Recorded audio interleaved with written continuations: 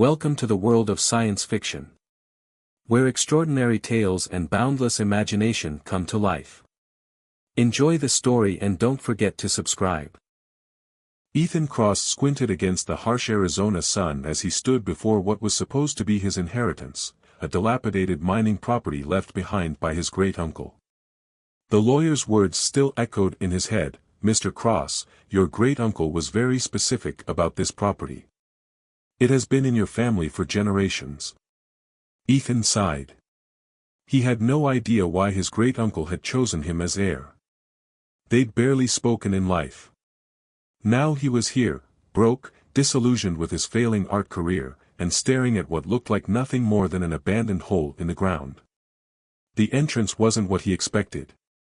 Instead of wooden beams framing a dark tunnel, there was a massive metal door embedded into the rock face. Strange symbols covered its surface, circles within circles, intersecting lines that seemed almost alive under the sunlight. "What in the world?" he muttered. Ethan pulled out an ornate key from his pocket, the only thing left by his great-uncle aside from vague instructions about unlocking destiny. It was heavy and cold in his hand, its surface engraved with patterns that matched those on the door. With hesitant curiosity, he inserted it into a nearly invisible slot. A low hum vibrated through the air as gears began turning deep within. Slowly, impossibly smoothly, the door slid open. Beyond it lay not darkness but light, a polished stone passageway illuminated by glowing blue strips along its walls. The air was cool and carried an electric tang that made Ethan's skin prickle. This isn't possible," he whispered. He stepped inside cautiously. The floor sloped downward gently, leading him deeper into what felt like another world. After what seemed like forever but couldn't have been more than a few minutes, he entered a vast chamber. The sight stole his breath.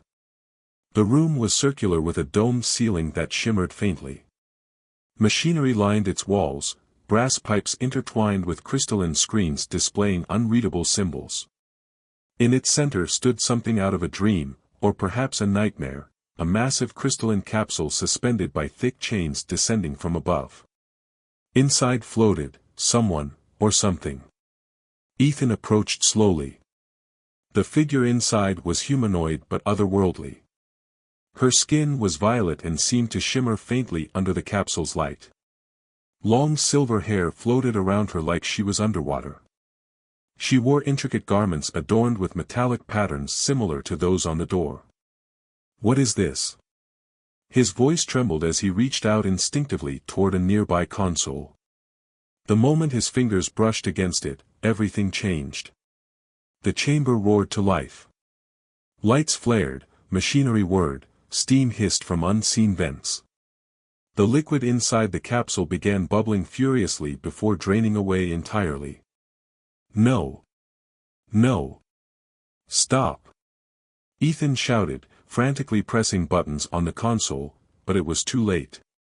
With a final hiss of escaping vapor, the capsule split open like an ancient cocoon. Ethan stumbled backward as its occupant stepped forward. She was tall, easily 6 feet, with emerald green eyes that glowed faintly in contrast to her violet skin. Her movements were graceful yet unsteady as if she were relearning how to walk after centuries of stillness. When she spoke, her voice was melodic but carried an edge of authority. "At last. I awaken." Ethan froze. You're alive." Her gaze fixed on him intently. "Thou art he who hath unsealed my prison." I didn't mean to," he stammered. "I didn't even know you were here." She tilted her head slightly as if studying him anew. "Thy essence binds us now," she said cryptically before taking another step forward. "I am called Lyra, a guardian of my people." "Guardian?" Ethan echoed weakly. "Guardian of what?" Lyra smiled faintly, a smile that sent shivers down his spine. "Of knowledge, power, and now thee." Ethan took an involuntary step back toward the exit, but pain shot through him like fire coursing through his veins. He collapsed onto his knees with a gasp. Lyra approached calmly, kneeling beside him. Thou canst not leave me now, she said softly but firmly. Our bond is forged. What bond? He demanded through gritted teeth. She placed a cool hand on his shoulder, a touch that sent strange tingles through him even as it eased his pain. Thy touch awakened me, she explained simply. Now we are tethered, for better or worse. Ethan stared up at her in disbelief as realization dawned. Whatever this place was, whatever she was, there would be no walking away from it, or her, anytime soon. And so began their shared journey into mystery, and danger, beneath Arizona's sun-scorched earth. The fluorescent lights of the outer chamber hummed, casting a sterile glow over the room filled with archaic machinery and Ethan's great-uncle's scattered research. Lyra moved with a newfound grace, examining the equipment with a mixture of familiarity and curiosity. Ethan watched her, still reeling from the revelation of their interconnected fates. So, you're saying that because I touched that console, I'm stuck with you? Like, forever? Ethan asked, leaning against a workbench cluttered with notebooks and tools.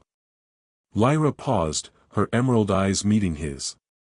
Not precisely forever. The bond will last until one of us ceases to exist. But yes, our lives are now intertwined. Ethan groaned, running a hand through his hair. Great. Just great. My life was already a dumpster fire, and now I'm tethered to an alien with a penchant for Shakespearean English. Lyra tilted her head, a hint of amusement in her voice. I find your vernacular colorful. And while I appreciate the bard, my linguistic skills are far more extensive than what you've heard thus far. She moved to a crystalline screen, her fingers tracing the alien symbols. This facility, it's more advanced than I remember. My memories are fragmented, but I sense traces of my people's technology woven into its very structure. Ethan pushed himself off the workbench. Your people. Who were they? What did they do? Lyra hesitated, her gaze distant. We were guardians. Protectors of knowledge and order among the stars. We traversed the cosmos, establishing connections, preserving ancient wisdom, and ensuring balance. Sounds like a pretty important job, Ethan said skeptically. So what happened? Why are you stuck in a capsule in the middle of nowhere? Her expression darkened. We were betrayed. Hunted. Our civilization was nearly extinguished by a relentless enemy. I was placed into stasis to safeguard our knowledge, hoping that one day, someone would awaken me. And that someone was me, Ethan said dryly. Lucky me. Lyra turned to him, her eyes softening slightly. Perhaps it is not luck, Ethan. Perhaps it is destiny. Ethan scoffed. I don't believe in destiny. I believe in bad decisions and worse luck. Regardless of your beliefs, Lyra said firmly, we are bound together now. And we must learn to work together if we are to survive. She walked toward a stack of notebooks, picking one up and flipping through its pages. Your great-uncle, he knew a great deal about my people. He deciphered some of our language, studied our technology. He even managed to access parts of my memories. Ethan's curiosity piqued. Really? What did he find? Lyra held up a page filled with intricate diagrams. He discovered the location of several hidden chambers within this mine. Chambers that contain more of my people's technology, and perhaps, answers. Hidden chambers? Ethan asked, his eyes widening. Like what? More alien gadgets. Potentially, Lyra said, her voice laced with caution. But we must proceed carefully. This facility may still have active defense systems. And who knows what else your great-uncle uncovered? Ethan hesitated. So you want me to go exploring deeper into this crazy mine? With you? After you told me I can't even leave you without collapsing? Lyra sighed. I understand your apprehension, Ethan. But we have no choice. If we are to understand our situation and protect ourselves, we must learn everything we can about this place. Reluctantly, Ethan agreed. They spent the next few hours scouring his great-uncle's notes, piecing together clues and deciphering the alien symbols. Lyra's knowledge proved invaluable, allowing them to navigate the complex information and identify key locations within the mine. As they worked, Ethan found himself growing more comfortable around Lyra. Despite her otherworldly appearance and archaic speech, she possessed a sharp intellect and a dry wit that he found surprisingly appealing. He even started to forget that she was an alien, seeing her more as an unusually attractive and intelligent roommate. But the reality of their situation always lingered in the back of his mind. He was trapped with her, bound by a mysterious alien contract that he didn't understand and couldn't escape. And the more he learned about her people, the more he realized the potential danger they were in. Later that evening, after rationing the meager food supplies his great-uncle had left behind, Ethan sat on a makeshift bed made of old mining equipment, staring up at the cavernous ceiling. Lyra stood near the main console, her fingers dancing across its crystalline surface. "What are you doing?"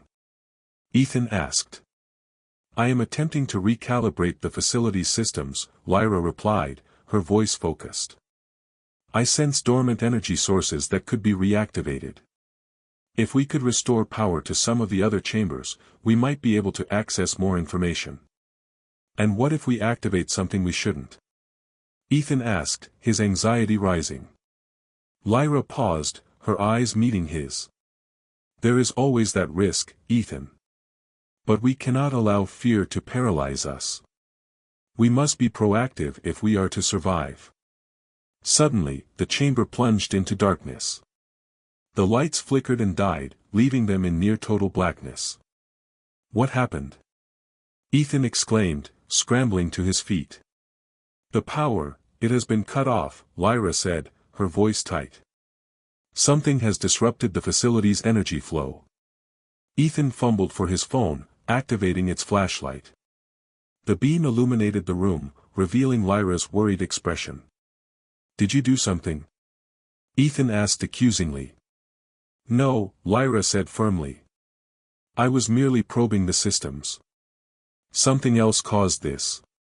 A low rumble echoed through the mine, growing louder with each passing second. The ground beneath their feet began to vibrate. "What is that?" Ethan asked, his voice trembling.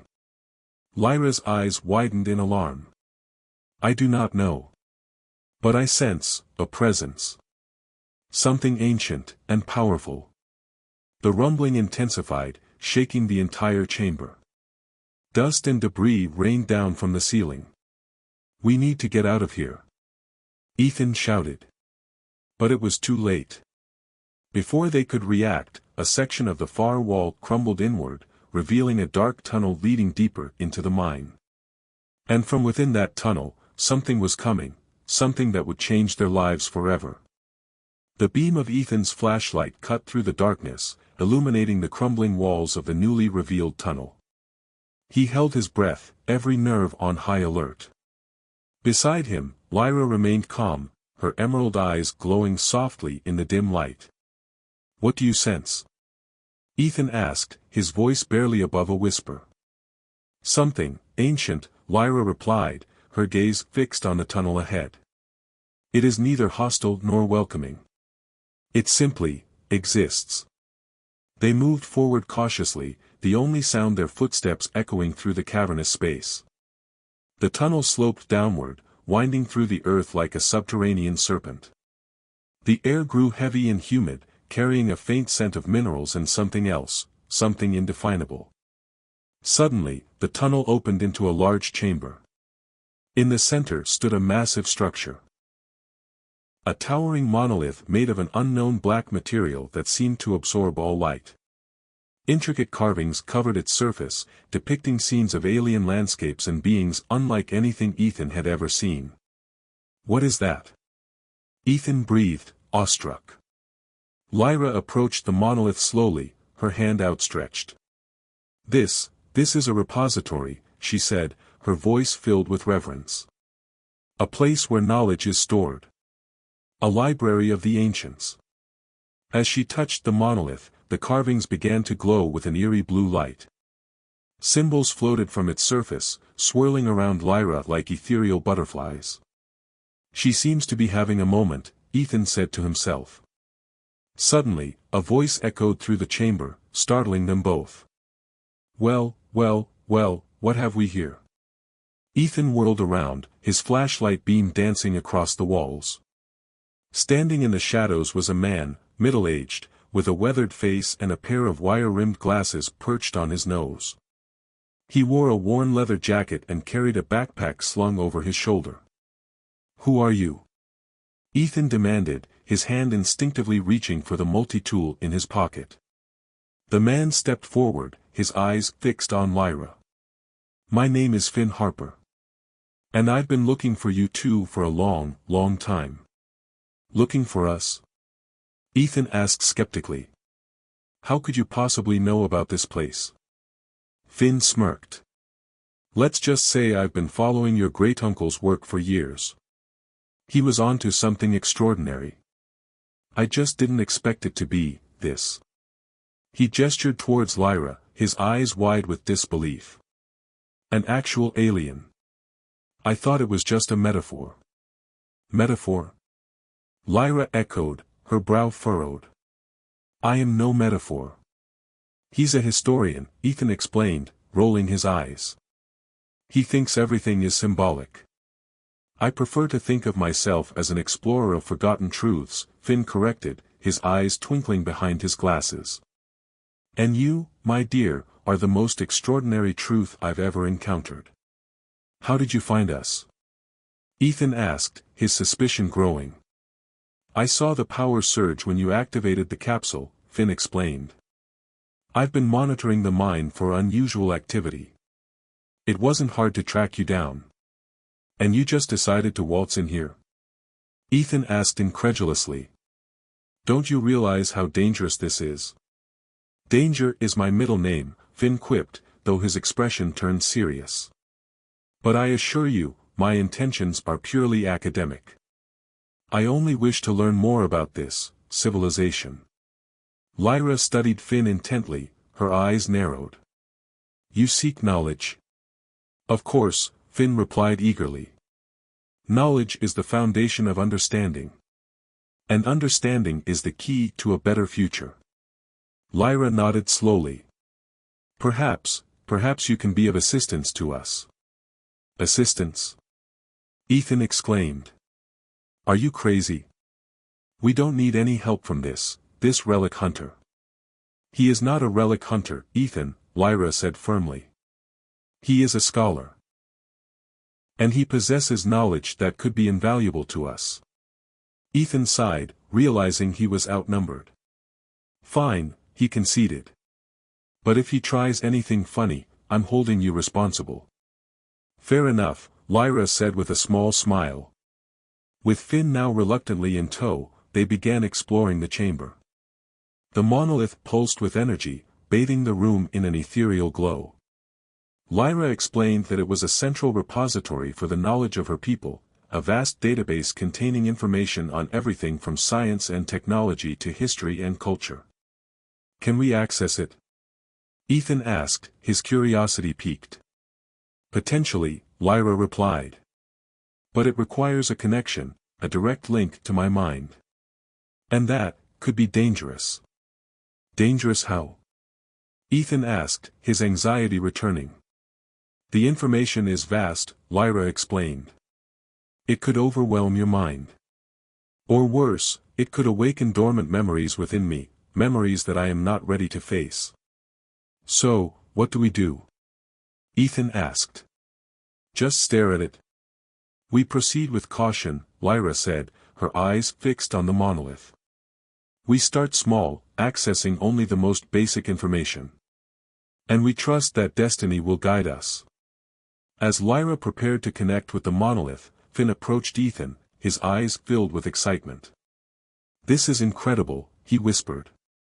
I've dedicated my life to uncovering lost civilizations, and here I am, standing in the middle of one. It's like a dream come true. Yeah, well, try not to get too caught up in the dream, Ethan warned. This is still a minefield. One wrong step, and we could all be toast. Finn nodded, his enthusiasm tempered by a hint of concern. You're right. We need to be careful. But can you imagine what we could learn here? The secrets we could uncover. Ethan shook his head. I'm not interested in secrets. I just want to get out of here alive. But as Lyra began to tap into the monolith's power, Ethan couldn't help but feel a sense of anticipation. He knew that they were on the verge of something extraordinary, something that could change the course of human history. And despite his fears, he couldn't resist the allure of the unknown. As Lyra delved deeper into the monolith's vast knowledge, the chamber began to tremble. The carvings on the walls pulsed with light, and a low hum filled the air.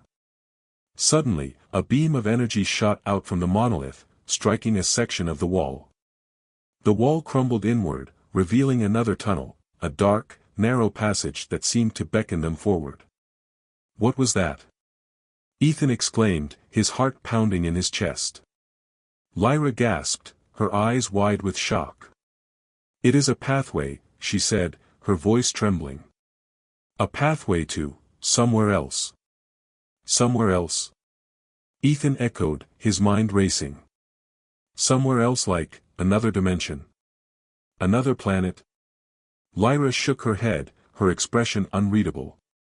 I do not know, she said softly. But I sense great power. And great danger. Finn stepped forward, his eyes gleaming with excitement. Well, there's only one way to find out, he said, his voice filled with anticipation. Let's go. And without waiting for a response, he plunged into the darkness, leaving Ethan and Lyra standing alone in the chamber. I have a bad feeling about this, Ethan muttered, his hand tightening around his flashlight. As do I, Lyra said, her voice barely audible. But we must follow him. We cannot allow him to venture into the unknown alone. And with a shared sense of trepidation, they stepped into the darkness, ready to face whatever mysteries awaited them on the other side. The narrow passage twisted and turned, descending deeper into the Earth's embrace. Ethan led the way, his flashlight beam illuminating the rough-hewn walls, while Lyra followed close behind, her senses alert for any sign of danger. Finn, ever the eager explorer, trailed ahead, occasionally calling back with excited observations about the strange geological formations. I've never seen anything like this, Finn exclaimed, his voice echoing through the tunnel. The rock strata are completely distorted. It's as if the very earth has been twisted and contorted by some unknown force. Be careful, Finn, Ethan warned. We don't know what's down here. Relax, Ethan, Finn replied. I've been doing this for years. I know how to handle myself. As they continued their descent, the air grew noticeably warmer, and a faint humming sound filled the air. The walls of the tunnel began to glow with a soft, pulsating light, revealing intricate patterns etched into the stone. What are those? Ethan asked, pointing to the glowing patterns. They are energy conduits, Lyra explained. This entire tunnel is powered by some unknown source. And the energy levels are rising. Rising? Ethan asked, his anxiety spiking. What does that mean? It means that something is awakening, Lyra replied, her voice laced with concern. Something that has been dormant for a very long time. Suddenly, the tunnel opened into a vast cavern, even larger than the chamber with the monolith. In the center of the cavern stood a colossal structure, a massive sphere of shimmering metal, covered in intricate carvings and pulsating with light. Good heavens, Finn breathed, his eyes wide with awe. What is that thing? That is a beacon, Lyra said, her voice barely above a whisper. A device used by my people to communicate across vast distances. It has been silent for centuries. But now, it is active once more. Active? Ethan asked, his heart pounding in his chest. What does that mean? Who is it communicating with? Lyra hesitated, her gaze fixed on the beacon. It is sending out a signal, she said, her voice trembling. A signal that will be heard by those who have been searching for us for centuries. The Vorthak. The Vorthak? Ethan asked, his brow furrowed. Who are they? Lyra's expression darkened. They are our enemies, she said, her voice filled with dread. A relentless and merciless species that has hunted my people across the galaxy. They seek to destroy all that we have created. Why? Ethan asked, his mind struggling to grasp the enormity of the situation. What did your people do to them? We possessed knowledge that they coveted, Lyra explained.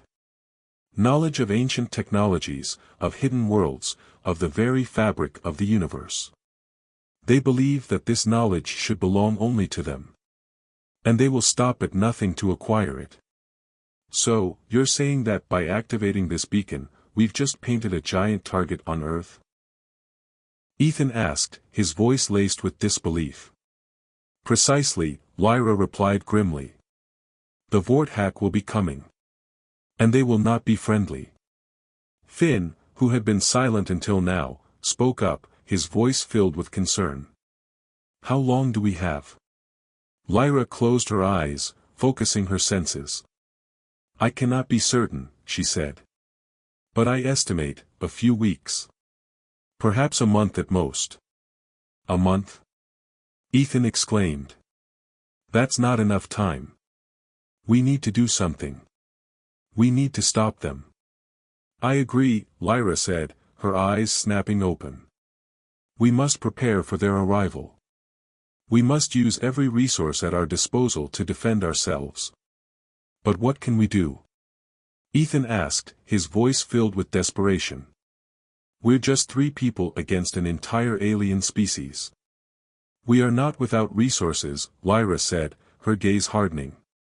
This facility contains advanced technology that could be used against the Vorthak. And I possess knowledge that could give us an advantage. What kind of technology? Ethan asked, his curiosity piqued.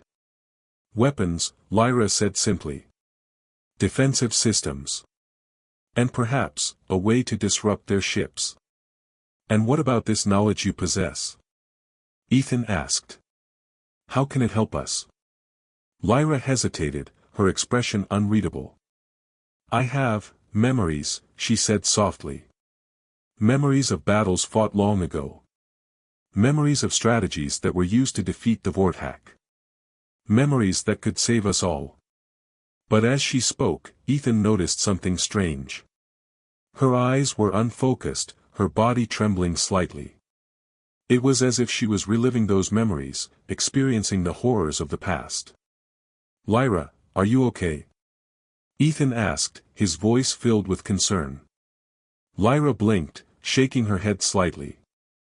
I am fine, she said, her voice strained. But the memories, they are overwhelming. Maybe we should stop, Ethan said.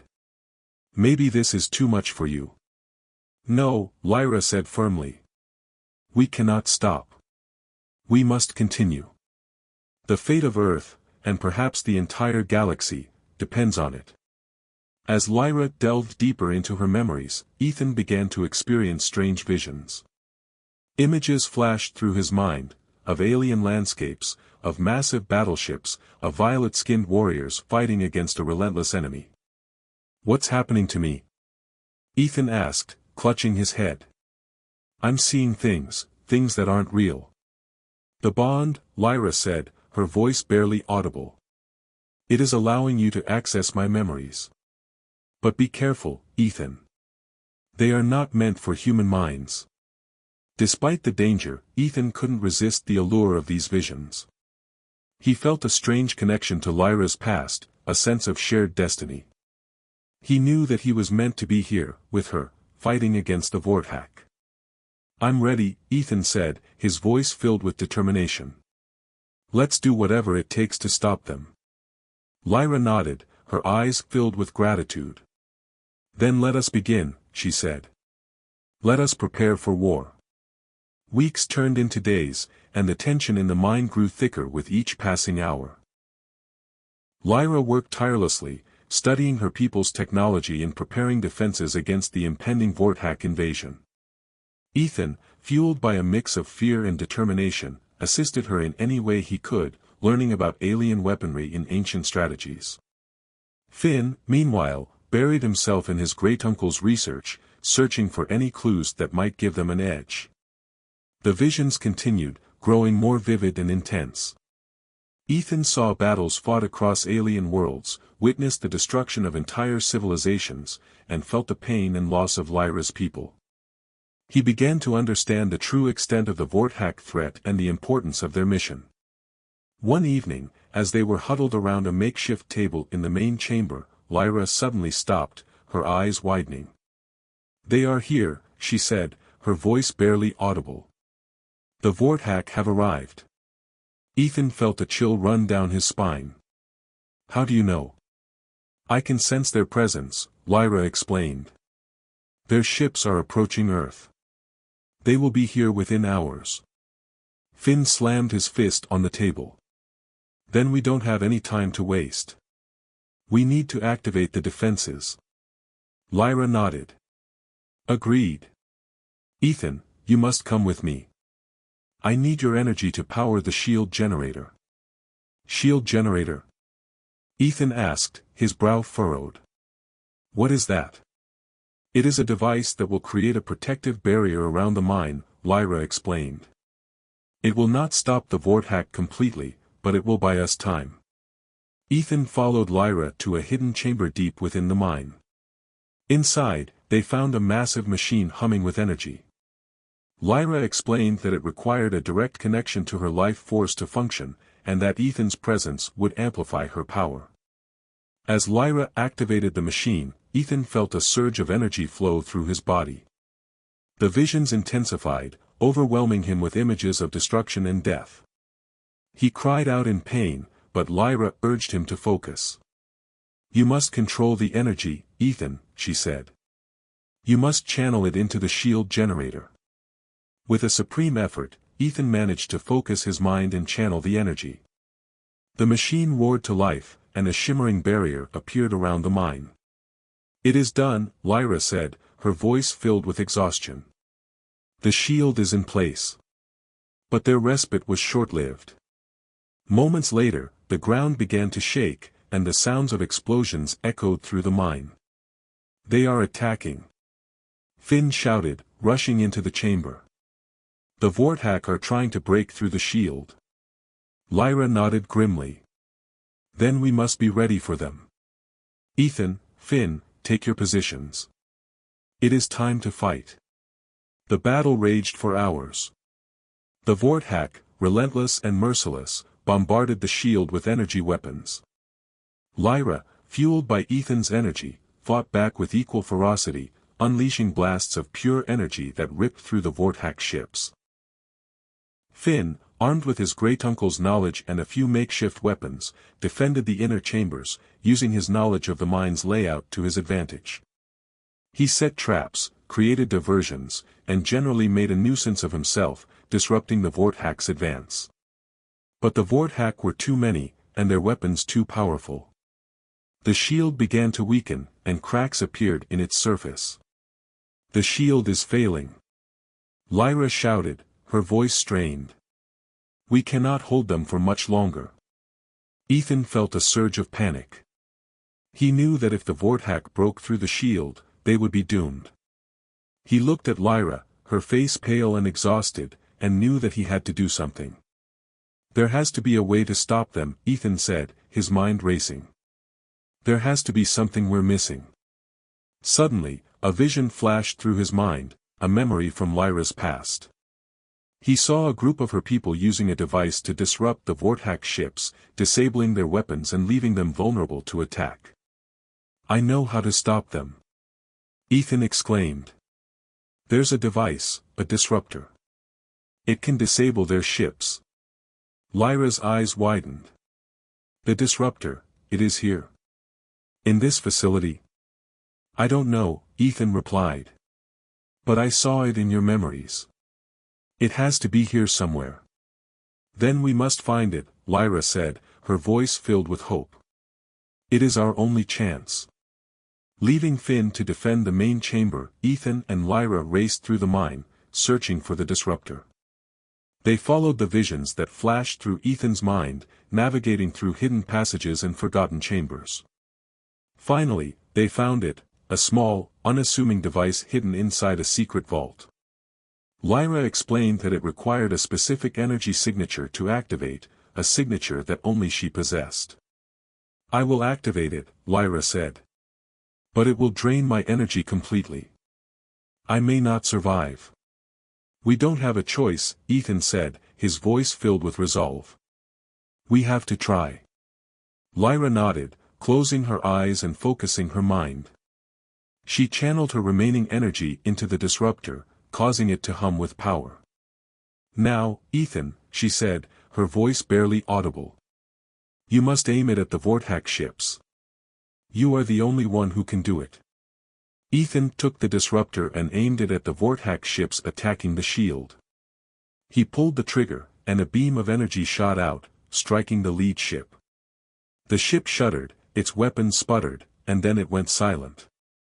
One by one, the other Vortex ships were struck by the beam, and one by one, they fell silent. The attack had stopped. Ethan lowered the disruptor, his body trembling with exhaustion. He looked at Lyra, who was lying on the ground, her eyes closed. "Lyra?" Ethan said, his voice filled with concern. "Lyra, are you okay?" Lyra opened her eyes, a faint smile on her lips. We did it," she whispered. "We won." And then, she closed her eyes again, and went still.